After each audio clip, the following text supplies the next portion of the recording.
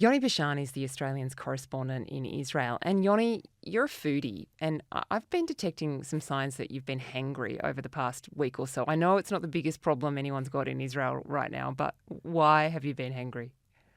You're not the only one who thinks I've been hangry. One of our News Corp colleagues, Sophie Ellsworth, is here, and all she ever does is ask me if I'm tired and hungry, and if so, how far away should she run? But it's really quite unfair. I'm eating reasonably well, but the problem with being a war correspondent or being a foreign correspondent, you don't get 3 meals a day, and sometimes your meals are, I don't know, a handful of cashew nuts and a protein shake if you can find it. But I mean, this is kind of that's the job, isn't it? I mean, we're not supposed to be we're not supposed to be sitting down and having a 3-course meal every day. There was a famous Uh, story about 60 Minutes back in the day where a 60 Minutes crew with the famous journo Richard Carlton showed up, and then they had to leave their hotel. I don't know why. The story was finished, basically. And when other journos came in, it was full of kind of caviar and smoked salmon, and they had supplied themselves incredibly well. I think that maybe the old school war correspondents had the right idea. well, look, I've done this a couple of times, and I feel like the best way to fortify yourself for hunger is whenever you stop to get petrol, buy a large number of yogurts, protein bars, and anything else that you can sort of store for a little while. Yogurts don't last very long, obviously, but you can put them in the crappy hotel fridge. So if I open my fridge right now, there's a store of disgusting protein bars that my body doesn't really agree with, but I eat them anyway, and a bunch of high sugar yogurts, and that's kind of what you have to break in case of emergency. And there's constantly emergency around here. There's never enough food. All the best restaurants are closed. Coffee shops aren't open. It's life is sort of slowly returning to normal here, and the state of emergency restrictions in Israel have been eased, but it's still taking a while for ordinary life to just return to the way it was, where you can just find a sandwich as you're walking down the street. This is a culture that loves food. I mean, the whole tradition of the Friday night Shabbat dinner is so central to Jewish culture and Israeli culture. And you went off to a supermarket the other day to speak to some mums, basically, about what they're cooking for their families in these shelters to get them through the long hours of boredom. I love to read that it was comfort food. It was comfort food. I expected that I'd show up. I mean, what I did was I chose a very working class neighborhood. I chose a discount supermarket. I had the option of choosing, a gourmet supermarket in the middle of Tel Aviv, but I thought that's not going to be very representative of Israel and Israelis and what people are eating. So I chose a discount supermarket in the area of Petah Tikva, and I just sat in the car park and just kind of assaulted people as they walked out with their trolleys and just said, "What's in there? What are you cooking? What's for dinner tonight? How are you finding this war? What are you doing to survive?" And overwhelmingly, what I found was people were just buying snacks and junk food and crap. And I sort of asked them why, because we all know it's not very sustaining to just survive on Pringles and Snickers bars and things like that. But what they were saying to me is that when you're running with your kids down to a bomb shelter every 3 hours, every 2 hours, sometimes multiple times an hour, comfort food is what you reach for. It's easy. Plus, who has time to cook when you're going up and down to a bomb shelter? I mean, just to give listeners an idea of what we're talking about, not every apartment block in Israel has a safe room in the apartment. All the new buildings do. If you want to put up a building in Israel, you have to put a safe room in every apartment. But the older apartments don't. They have like a shelter, a communal shelter underneath it, and some of the buildings don't even have that. So you have to go down the street to a public shelter. So if you're trying to do that at 7 o'clock at night, 6 o'clock at night when you're trying to make dinner, you're going to disappear for 20, 30 minutes. It's going to interrupt what you're trying to do. And therefore, it makes perfect sense that people are just going to reach for chocolate and snacks and chips, burgers, whatever. Even the people who aren't cooking, there's just a mood at the moment on the ground here. There's something comforting about reaching for food that is high in sugar and carbs and fat, easy to eat, salty. There is something comforting about that, don't you Oh, yeah, think? completely. Absolutely. But I mean, most of us don't have the excuse of ballistic missiles flying overhead to get stuck into the dairy milk. Um, there's a lot of there's a lot of forbearance in Israelis, isn't there? I mean, they are used over the entire history of the country to getting into their safe rooms, getting into their bomb shelters, and just dealing with whatever terrifying reality they are confronting right now. But they're also really feisty. I'm intrigued about what their mood is now about this war, because the war in Gaza was, although initially popular, becoming unpopular as it dragged on, wasn't it, with Israelis? To an extent, I think it would be fair to say that the war in Gaza was seen as, there was a lot of popular support for the war in Gaza before the war started. So just after October 7, there was a lot of polling that was being done of Israelis, and the support for going in and routing Hamas, which was always been the objective of the war. It wasn't to go in and flatten Gaza. But the popularity for going in and getting rid of this problem that existed beyond the border and which brought a massacre into Israel on October 7, that was always like remarkably high. I can't recall the exact figure, but it was certainly above 80%. It might have even been above 90% of the people polled. So there was extraordinary popularity for it, and for Bibi Netanyahu, the prime minister here, to prosecute that war. As the war dragged on, that pared back because of the cost it was having on Israelis. This is a very different equation with Iran. The support for the war on Iran is as high, perhaps around the same heights as it was for the war on Gaza. And it's because Israelis recognize that this is not a sustainable situation to have a country that's not located very far away that can launch ballistic missiles at you on a whim. And I should remind people who are listening, like, it doesn't take hours for a ballistic missile to reach Israel. A ballistic missile launch from Iran takes 8 or 9 minutes. And by the time you, the citizen of Israel, get notified that this 500 kilogram warhead at times is going to potentially land in your city, you have 3 minutes to organize your life and get yourself into a shelter, which is fine if you're, a 41-year-old male sitting in a hotel room. But if you're, a single mum with 3 kids, all under the age of 5, that takes some corralling. Yeah, and it's in not fact, easy to do. One of the first casualties in Israel was a Filipino lady, wasn't it, who was a carer for an elderly Israeli lady who didn't make it into her shelter. Yeah, certainly. And this is another thing that many people may not be aware of. But in Israel, a cohort of the service sector and the caregiving sector are Filipino people who come here and they work and they send money home to their families, and they live here and they integrate into life here. And it's actually quite lovely. Many of the Filipino caregivers become part of the families that they're attached to. They attend the high holidays with them. They eat with them. They become a member of the family themselves. And one of the very tragic first casualties of this war was a Filipina woman who was on her way to a public shelter. She had to leave behind the woman she was caring for, an elderly woman who survived. But on her way to the shelter, this Filipino woman tragically, I guess, what would you say? I mean, she was, the missile landed and she was a victim of it. Mm. And that to an extent has brought the conversation around to these people and the services they provide, but also to the extraordinary risks that people face if they're not in a shelter at the time. In fact, one thing I would just add is that I did a story a couple of days ago where I visited the headquarters of the National Ambulance Service here, the Magen David Adom, which is a government-mandated service, but it's basically entirely funded by donations, including donations coming from Australia. And I was speaking to one of their representatives who told me that this war with Iran differed from the last war that Israel had with Iran in June, simply by the fact that more people are heeding the warnings to get into the shelters. They're getting these pre-alerts to go down and to prepare themselves to sit in a shelter for a while. People aren't hanging around to stand on their balconies and film the rockets coming in. And it's resulting in fewer people being killed, obviously. And it's also resulting in far fewer people being seriously injured. People are getting injured here, but their injuries are slight or minor. They're not as severe as they were last time. So they're in this enormous personal peril. They're obviously scared because they're taking those warnings seriously.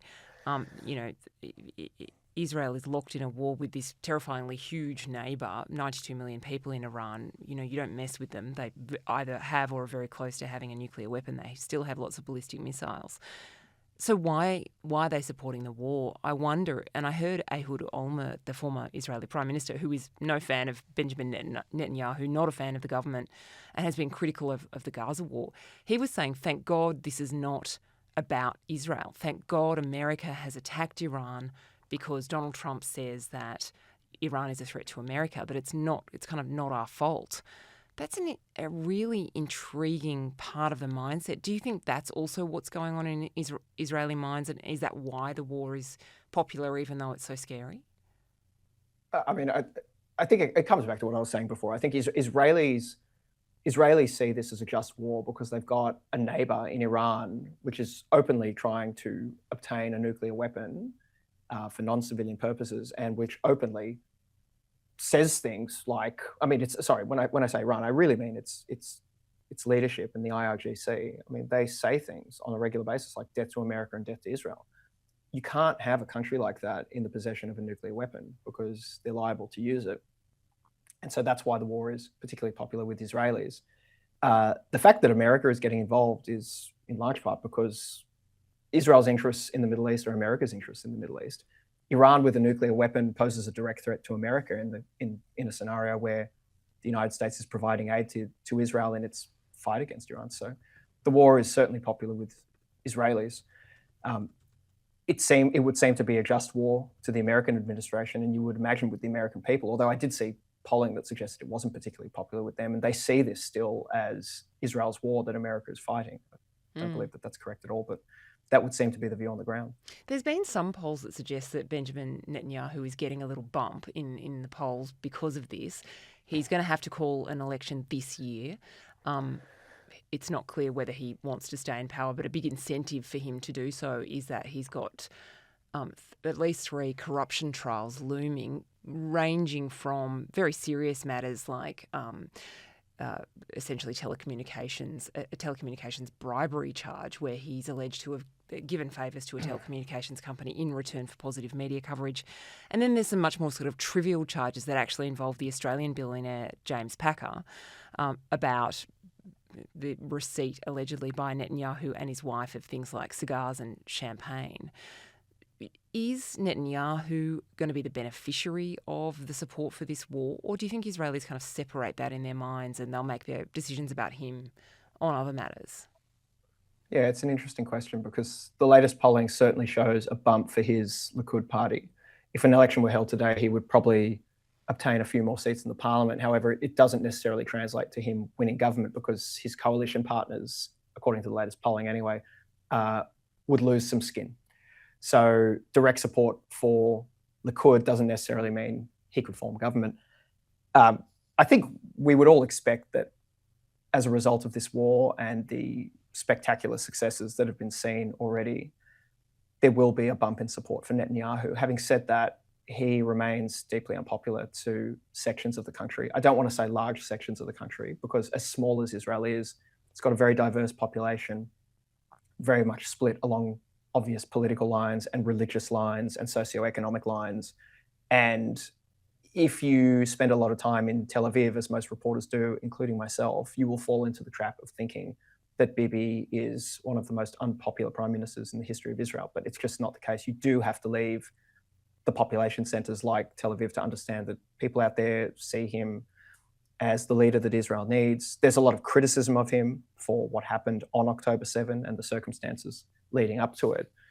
But this is a guy who's largely seen as the only person who could convince America to join this war, to run a joint US-Israel war against the Iranian regime.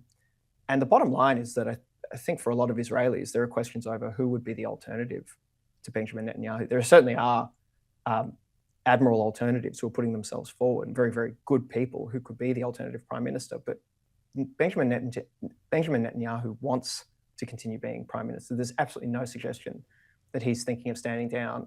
Much of what is occurring at the moment, and when I say at the moment, I'm talking about the war in Gaza, the escalating war on the Lebanon front against Hezbollah, and the current war that we're seeing in Iran. Much of that is about legacy building and righting the wrongs that occurred on October 7. This is a guy who wants to do right after what occurred, and he will call an election for some time this year. And I think he's expecting a bump in economic output. The Israeli economy has remained resilient through these wars, even though by all rights, it really shouldn't have. It really should have suffered.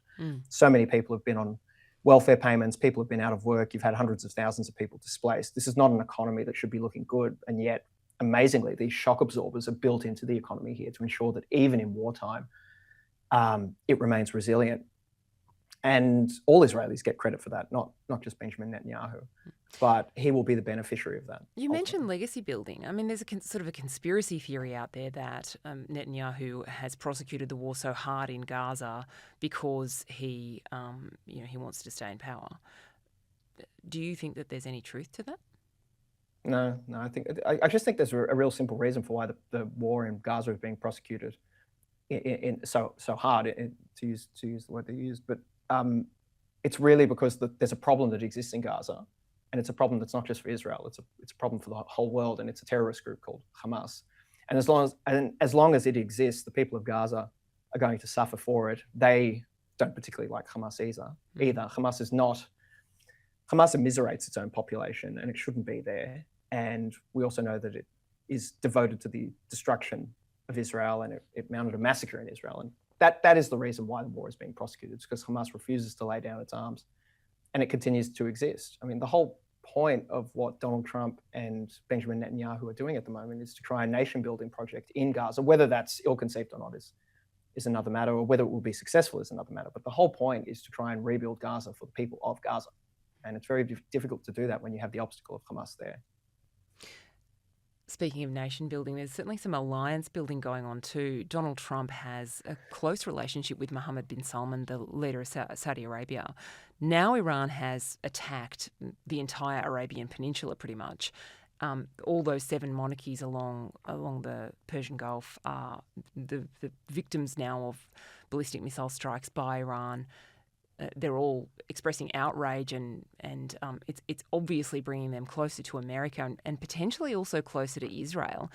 What do you think about that? Is this going to end up being some sort of new alliance where there's this kind of uneasy friendship between Israel and those largely Sunni countries on the peninsula? Well, I think that was always the idea. I mean, Israel's hope is that it can build alliances with the Gulf nations.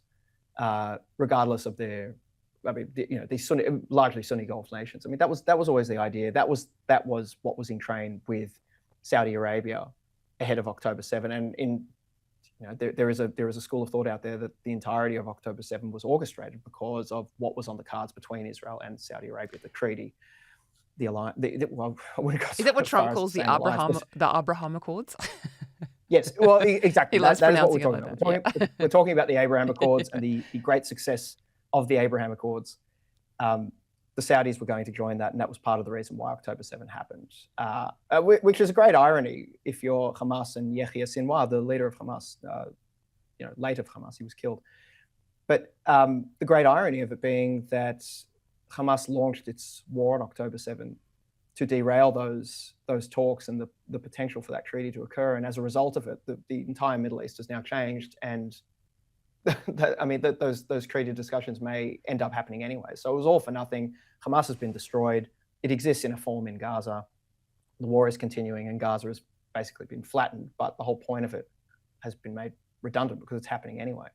The really interesting thing about what's going on now is that Iran is attacking its Gulf neighbors. It hasn't always had a very smooth relationship with those neighbors. I guess you would say the warmest relationship that Iran had with any of the Gulf states was with Qatar, and now it's attacking Qatar. It's saying that it's not attacking Qatar directly. It's attacking the US bases there. But what Iran is doing at the moment is trying to create global disorder economically through oil supplies. It's closing the Strait of Hormuz. It's creating a lot of anxiety and panic in countries even like ours. I've been reading in our own paper that people are stockpiling. They're hoarding fuel because of the expected price hikes that are going to occur. To fill a tank might cost you an extra sort of $3.12 next week. So they better fill up today. Well, you can buy a lot for that kind of money. Yeah. But well, we can't even get a coffee these days. But anyway.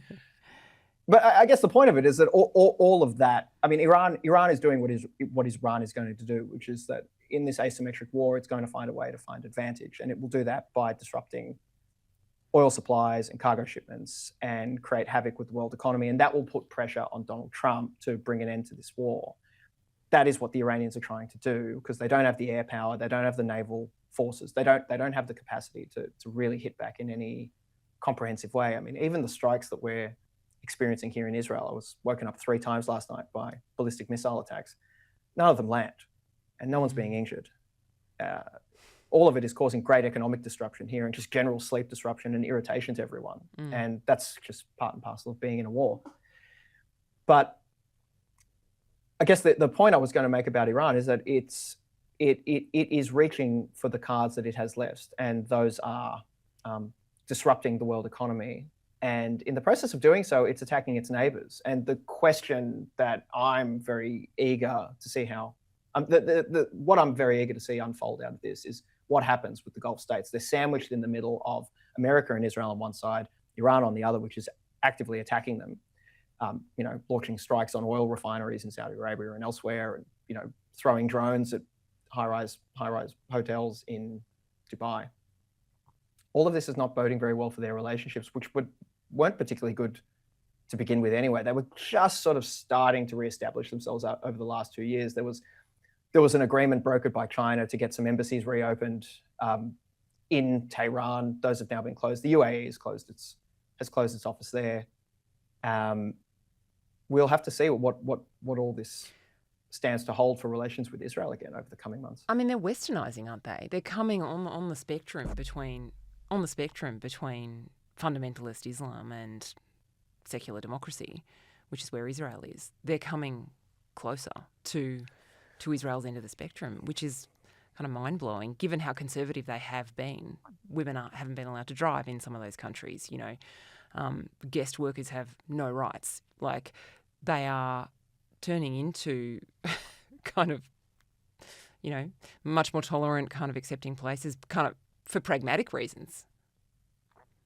Certainly, for pragmatic reasons. And I would just add to this the additional layer of the role of China, which some people are talking about. There are people who are suggesting that much of this war, the distraction is to think that this is a war between Israel and Iran, when actually it's a war between America and China.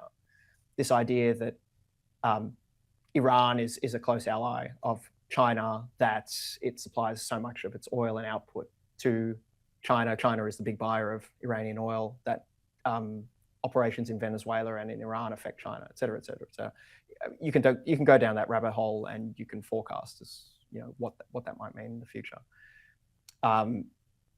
It's fascinating to watch what's been happening in the region in terms of how they are westernizing, for reasons which I think you would assume are pragmatic. I mean, this is all about increasing trade, increasing security cooperation.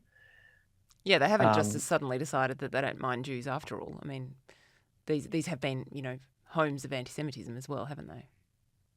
Well, in some parts, less so in others. I mean, the relationship with the UAE has been phenomenal between Israel and the UAE. I wouldn't call that a home of anti-Semitism necessarily. I'd call that a center of progress, to be honest. It's been exciting to watch. It's cool. Well, I hope you get some at least a nice meal today before the sirens start again overnight. Wonderful. Thanks, Yoni. Thanks.